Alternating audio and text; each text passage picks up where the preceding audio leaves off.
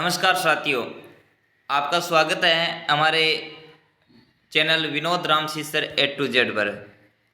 आप सभी साथियों से गुजारिश रहेगी कि आप YouTube में जाइए और वहाँ पे विनोद रामसी सर सर्च करें और सर्च करने के बाद हमारा चैनल आ जाएगा Vinod Ramsi sir A to Z। तो आप सभी साथी इस चैनल को सब्सक्राइब अवश्य करें। आज हम बात करने जा रहे हैं कालीबाई बलिदान दिवस की। जी हाँ साथियों, आज राजस्थान में जन्मी बेटी कालीबाई का बलिदान दिवस है। और कौन थी कालीबाई और कैसे अपने गुरु को बचाया था, इसके बारे में हम चर्चा करने जा रहे हैं। तो जय जोहार साथियों, उगता सूर्य हर दिन हमारे बलिदान की कहानी बता रहा है, जिसमें हमारे 13 वर्ष की उम्र में बच्चों ने कुर्बानियाँ कर दी। पर अफसोस यहाँ तो इतिहास के पन्नों में ही गायब है। आओ दबे इतिहास को खोजें। शिक्षक व शिक्षा दोनों को बचाने के लिए कुर्बान हुई महावीरांगना आदिवासी कालीबाई भील कलाशवा का आज 75वां बलिदान दिवस है। और ये बलिदान हुआ था 19 जून 1947 को।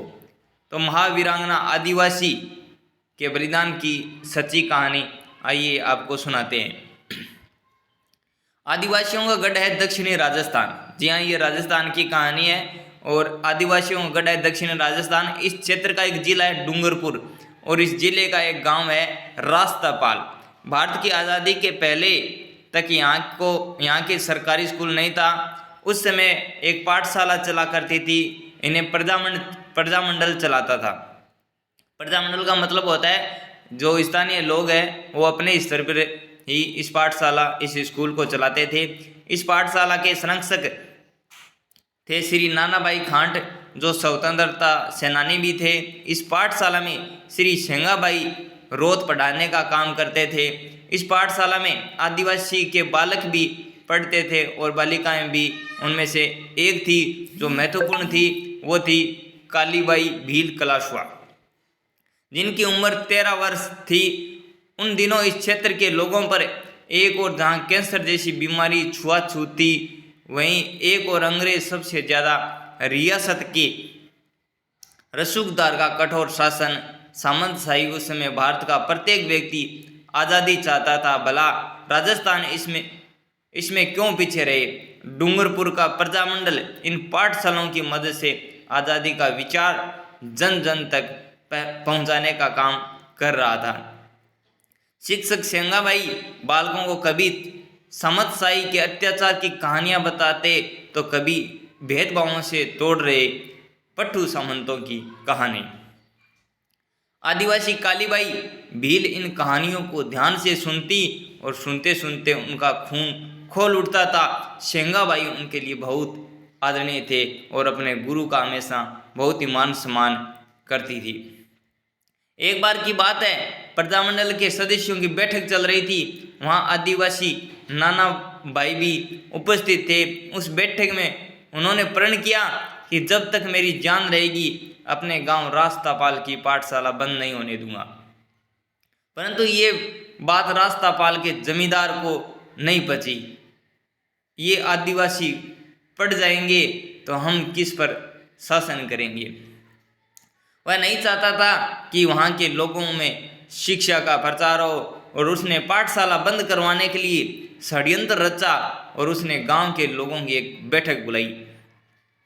नाना भाई को इस षड्यंत्र का पता चला। उन्होंने घर जाकर लोगों को समझाया। जब तक एक भी व्यक्ति ने उस बैठक में भाग नहीं लिया।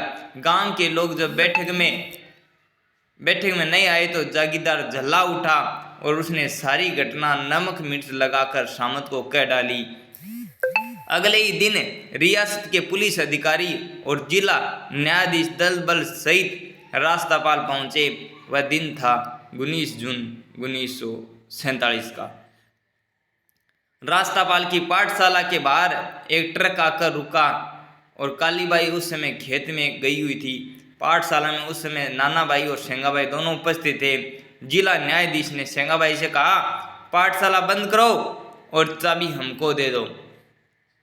इस पर सेंगाबाई ने नम्रता से कहा, न्यायाधीश महोदय, आप तो न्याय करते हैं, हम आपका काम ही तो कर रहे हैं। बालकों को शिक्षा देना और राज्य का काम है, आप उसे भी बंद करवाना चाहते हैं, ये तो कोई न्याय की बात नहीं है। तब जिला न्यायाधीश ये बात सुनकर आग बबूला हो गया और बोला, तुम मुझे न्याय सिखा रहे हो, छोटे मुंह बड़ी बात करते हो। सिपाहियों, इसे ट्रक से बांधकर घसीटो। इधर वही बात पुलिस अधिकारी ने नानाबाई से की। इस पर नानाबाई हाथ जोड़कर बोले, साहब, ये पाठशाला तो प्रजामंडल के आदेश से चल रही है, आपके आदेश से तो नहीं। हमें पाठशाला चलाना दीजिए, इससे बालकों का ही भला होगा। तो पुलिस अधिकारी ऐसा उत्तर कैसे सहन करता? उसके क्रोध का सागर उमड़ पड़ा।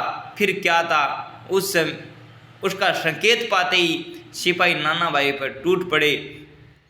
उन्होंने थप्पड़ों, गुस्सों, डंडों और बंदूक के कुंदों से नानाबाई की जमकर पिटाई की। इससे वे बुरी तरह घायल हो गए। इस बीच सेंगाबाई को ट्रक से बांधकर घसीटा जाने लगा। नानाबाई से भी ये देखा नहीं गया और वे सेंगाबाई को बचाना चाहते थे। घायल अवस्था में खड़े होकर दौड़ने लगे। उस पर एक सिपाही ने जोर से बंदूक का कुंदा दे मारा। नानाबाई धड़ाम से जमीन पर गिर पड़े और ऐसे गिरे कि फिर कभी उठे ही नहीं। उधर सेंगाबाई को ट्रक से बांधकर घसीटा जा रहा था।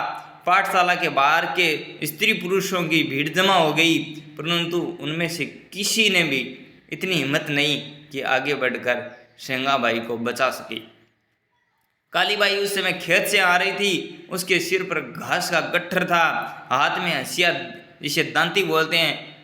तब जब उन्होंने अपने गुरुजी सेंगाबाई को इस हालत में देखा तो उनकी भौहें तन गई और उससे ऐसा देखा नहीं गया। आप देखा न ताब, घास का गट्ठर वहीं जमीन पर डालकर उसने ललकार कर कहा, ठहरो, मेरे गुरुजी को इस तरह घसीट कर कहाँ लेकर जा रहे हो?